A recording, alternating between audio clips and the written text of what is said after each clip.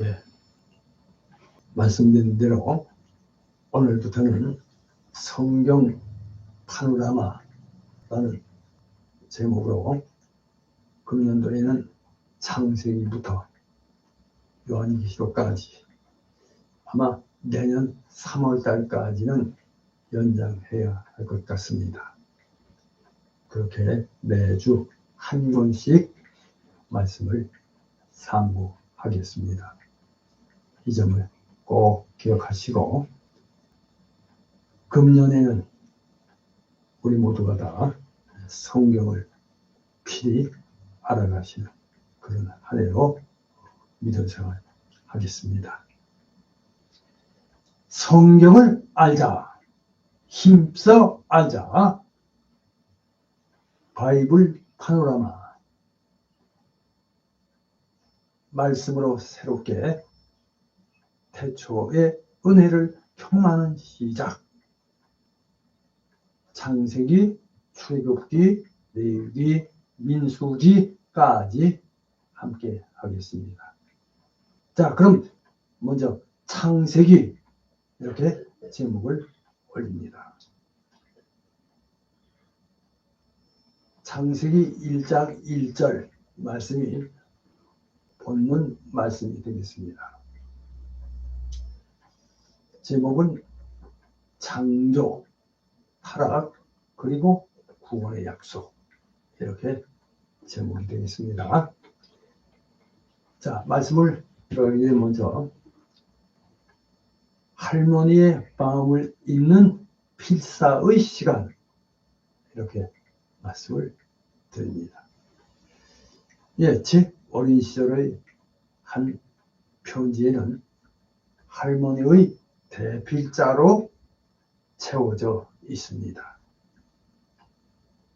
그러니까 할머니께서 고모들을 비롯한 일가 친척들에게 전하고 싶은 말씀을 글로 옮겨 적는 것입니다.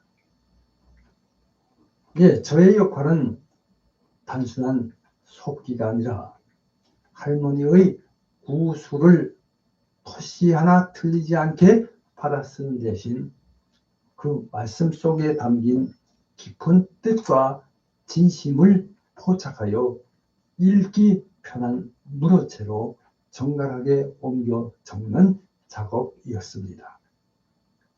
일종의 정서 통역과 같았습니다. 자, 편지가 완성되면 할머니께서는 제가 직접 낭독하는 것을 들으시면서 그 내용을 꼼꼼히 확인하셨습니다. 혹여 빠진 내용은 없는지, 어조가 적절한지 살피신 후 보충과 보완을 지시하셨고 최종적으로 만족하시면 비로소 승인해 주셨습니다. 이 모든 과정이 끝난 편지에는 언제나처럼 에미로부터라는 할머니의 서명이 결론을 맺었습니다. 물론 이 서명도 사실은 제가 썼습니다.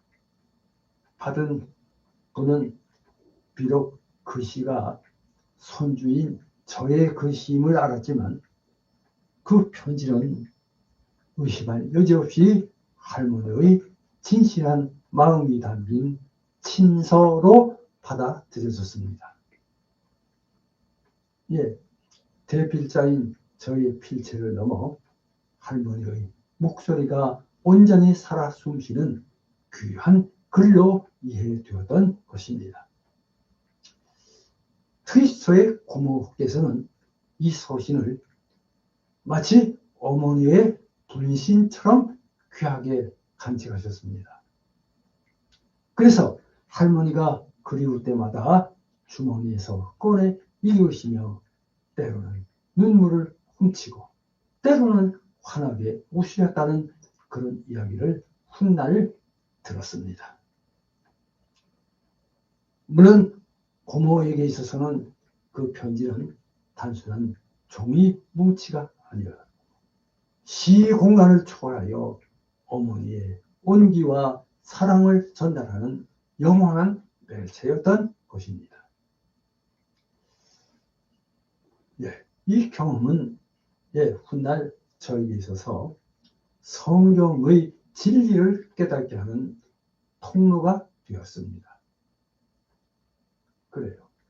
성경은 인간의 눈으로 볼 수도 만질 수도 귀로 들을 수도 없는 무한하신 하나님과 그분의 뜻을 유한한 인간이라는 필자의 언어와 역사를 통해 글로 표기한 하나님의 친서입니다. 자, 할머니의 진심이 손주인 저의 필체를 넘어 고모의 가슴에 닿듯이 성경 역시 시대와 문화를 초월하여 하나님의 변치 않는 사랑과 구원의 메시지를 우리에게 전달합니다. 자, 그 안에서 우리는 활자의 껍데기가 아닌 살아있는 감정과 의미를 통해 보이지 않는 하나님을 가장 현실적이고 감동적인 방법으로 만나게 됩니다. 자, 이 모든 필사의 순간을 통해 우리는 가장 위대한 성령은 결국 보이지 않는 하나님의 사랑을 세상에 드러내는 통로가 되는 것임을 배우게 됩니다. 할렐루야. 자, 그러면 먼저 태초에 하나님이 천지를 창조하시니라. 창조, 타락, 그리고 구원의 약속, 이렇게 시작합니다.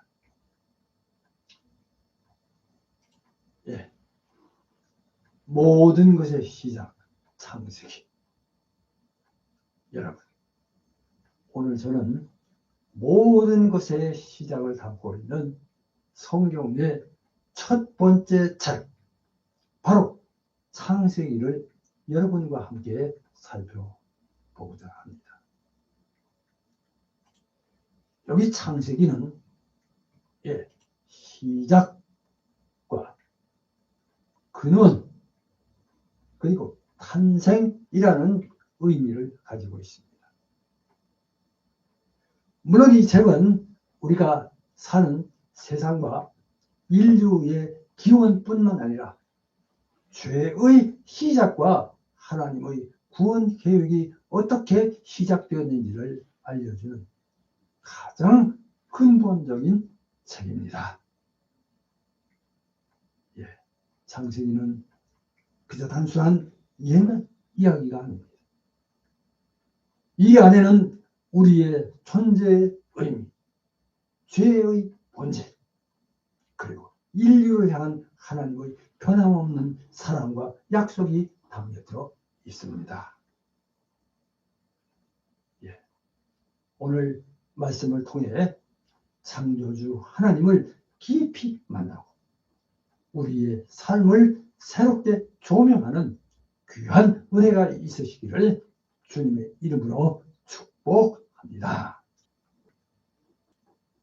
하나님의 위대한 시작과 약속 시작합니다. 창세기는 크게 세 가지 흐름으로 나누어 생각해 볼 수 있습니다. 자, 그 먼저가 첫째가 1번 첫째 창조와 타락, 완전한 시작과 죄의 침투. 창세기 1장에서 11장까지 말씀을 드립니다. 여기 창세기는 태초에 하나님이 천지를 창조하시니라.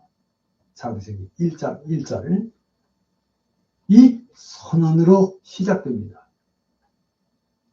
그래요. 하나님께서는 말씀으로 온 세상을 창조하셨고 그 모든 창조를 보시고는 자, 보시기에 좋았더라. 창세기 1장 4절, 10절, 12절, 18절, 21절, 25절, 31절 말씀하셨습니다. 특히 하나님은 하나님 자신의 형상대로 인간, 그러니까 아담과 하와를 만드시고 그들에게 에덴 동산을 주시며 모든 것을 다스리게 하셨습니다. 그리고 이것은 하나님과 인간의 완벽한 관계, 그러니까 죄가 전혀 없는 완전한 평화의 시작이었습니다. 할렐루야. 자, 그러나 인간은 하나님의 명령을 어기고 선악과를 따먹음으로 죄를 짓게 됩니다. 이 타락으로 인해 인간은 하나님과의 관계가 단절되고 에덴 동산에서 쫓겨나며 고통과 죽음이 세상에 들어오게 됩니다. 예. 죄는 매우 빠르게 확산되어 급기야 가인이 아벨을 죽이는 형제간의 살인으로 이어지고 인류 최초의 살인극이 빚어집니다. 급기야 온 땅에 죄악이 가득하여 하나님께서는 홍수로 세상을 심판하시는 지경에 이릅니다. 자, 그때 노아와 그의 가족은 하나님의 은혜로 구원을 받았습니다. 그러나 홍수 이후에도 인간은 바벨탑을 쌓아 하나님께 대적하려 했고 이는 언어의 혼란으로 이어져 인간의 교만과 분열을 보여줍니다. 그래요. 우리는 창조주 하나님의 그 위대하심과 그분의 피조물로서 인간의 존엄성을 깨달아야 합니다. 동시에 인간의 죄가 얼마나 심각한 결과를 가져왔는지 직시해야 합니다. 자, 우리 안의 죄된 본성을 인정하고 죄로부터 돌이켜 하나님께로 나아가려는 그런 노력이 절실히 필요합니다. 물론 하나님은 죄에 대한 심판을 하시지만 동시에 항상 구원의 길을 예비하시고 회개하는 자를 용납하십니다. 할렐루야. 자, 그 다음에 두 번째입니다. 이 족장시대입니다. 그러니까 아브라함, 이삭, 야곱, 그리고 하나님의 약속, 이렇게 제목을 올립니다. 창세기 12장에서 36장까지입니다. 예, 죄로 물든 세상에서 하나님께서는 이제 한 사람을 택하여 새로운 시작을 여십니다. 바로 아브라함입니다.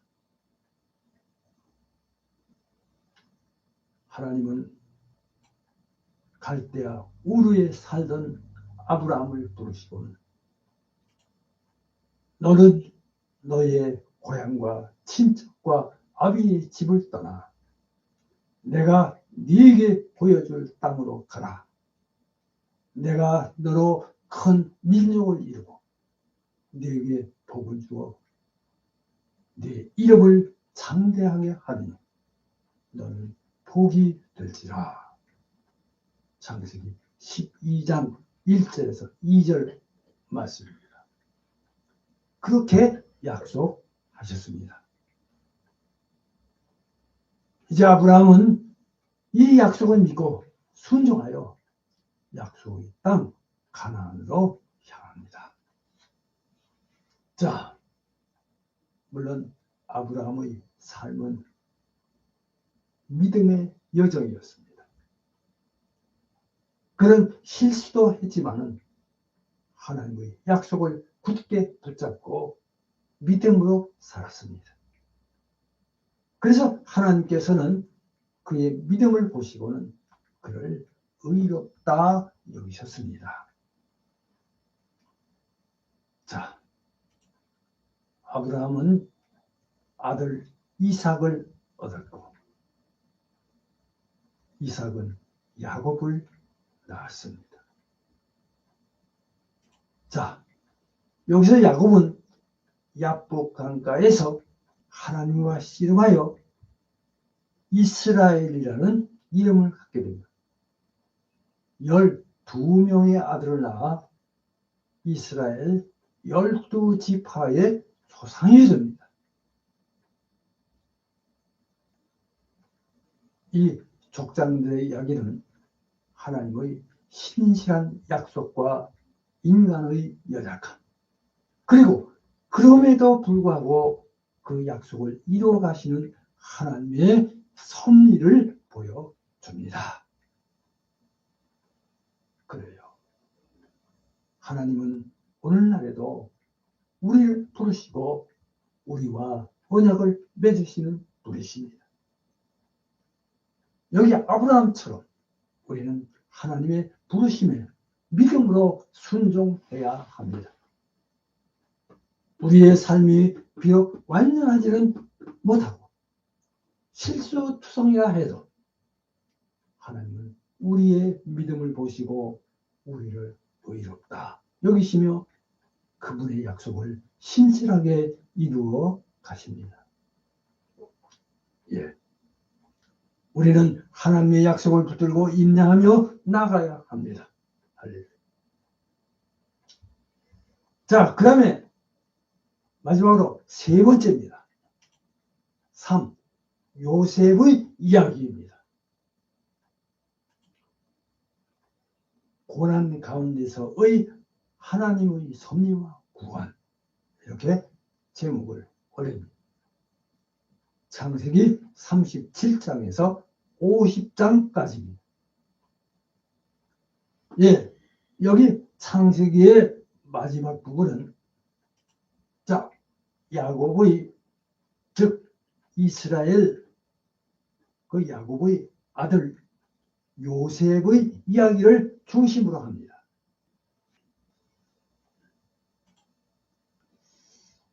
자, 요셉은 형들의 시기와 질투로 인해 애국에 팔려가 노예와 죄수의 삶을 살게 됩니다. 자, 인간적인 눈으로 볼 때 그의 삶이라고 하는 것은 절망과 고난의 연속이었습니다. 그러나 요셉은 그 모든 역경 속에서도 하나님을 신뢰하고 정직하게 살았습니다. 자, 마침내 하나님께서는 요셉을 애굽의 총리로 높이시고 기근으로부터 애굽과 주변 모든 나라를 구원하는 도구로 사용하십니다. 마침내 그의 형들이 이제 양식을 구하려 애굽에 왔을 때 요셉은 그들을 용서하고 가족 전체를 애굽으로 이주시켜 보살핍니다. 예. 여기서 요셉은 자신의 고난이 형들의 악의가 아니라 하나님이 생명을 구원하시려고 나를 당신들보다 먼저 보내셨나이다. 라고 창세기 45장 5절 고백하며 하나님의 큰 그림 속의 섭리를 완성합니다. 할렐루야. 예, 여기서 요셉의 이야기는 모든 악을 선으로 바꾸시는 하나님의 주권적인 인도하심을 분명히 보여줍니다. 그래요. 우리 삶 역시 요셉처럼 이해할 수 없는 고난과 역경이 찾아올 수 있습니다. 그러나 창세기는 우리가 고난 속에서도 낙심하지 않고 하나님을 신뢰해야 할 이유를 분명히 알려줍니다. 예, 하나님은 우리의 모든 상황을 아시고 심지어 악한 의도까지도 당신의 선한 뜻을 이루는 데 사용하시는 분이십니다. 그래요. 우리는 요셉처럼 하나님이 생명을 구원하시려고라는 이 고백을 할 수 있도록 모든 고난 속에서 하나님의 섭리를 찾고 감사해야 합니다. 자, 이제 결론을 말씀드립니다. 결론입니다. 구원의 약속을 이루어가시는 하나님. 네, 오늘의 결론입니다. 여러분, 창세기는 시작의 책이지만 동시에 구원과 약속의 책입니다. 죄로 인해 파괴된 세상과 인간관계 속에서도 하나님은 포기하지 않으시고 아브라함과 그의 후손들을 통해 구원의 역사를 시작하셨습니다. 그리고 요셉을 통해 그 민족을 보존하며 장차 오실 구원자 메시아의 길을 예비하셨습니다. 자, 이 모든 말씀은 결국 우리를 향한 하나님의 변함없는 사랑과 신실한 약속을 보여줍니다. 여러분, 아무쪼록 죄의 문제를 해결하고 영원한 생명을 주시는 예수 그리스도 안에서 창세기의 약속이 성취됨을 믿으시기를 주님의 이름으로 축복합니다.